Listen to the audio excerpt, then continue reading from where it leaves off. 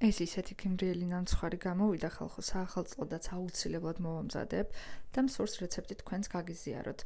3 კვერცხი და 1 ჭიქა ყავისფერი შაქარი ავთქვიფოთ ერთმანეთში მიქსერის დახმარებით, დავუმატოთ 1 ჭიქა სიმინდის ზეთი და ესედნით კარგად გადავურიოთ ერთმანეთში.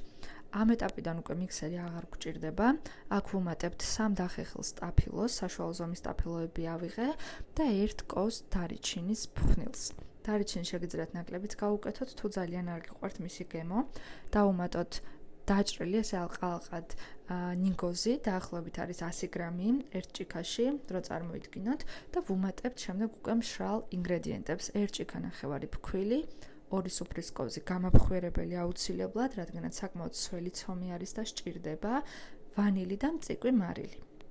ამ ყველაფერს გადავიტან საცხო ფორმაში, რომელიც აგროჰაბში შევიძინე, იყო ფასდაკლება და დავტესტავთ და ძალიან კარგი შენაძენი გამოდგა და გირჩევთ თქვენს. თან ეს ფორმა ძალიან უხდება ამ სტაფილოს ნამცხვარს, ნახეთ, როგორი თხელი ცომი გამოდის. ნამდვილად ესეთი უნდა იყოს, არ შეგეშინდეთ. ეს არის ზუსტად ის, რაც გვჭირდება. და ვაცხობთ გახურებულ, წინასწარ გახურებულ ხუმელში 45-50 წუთის განმავლობაში. ვფიქრობ, კრემი და არაფერი არ სჭირდება. უბრალოდ თუ გიგსურთ, შეგიძლიათ წაუსვათ თუნდაც არაჟანი ან კრემყველი და შაქარი ერთმანეთში გახსნილი. გემრიელად მიირთვით.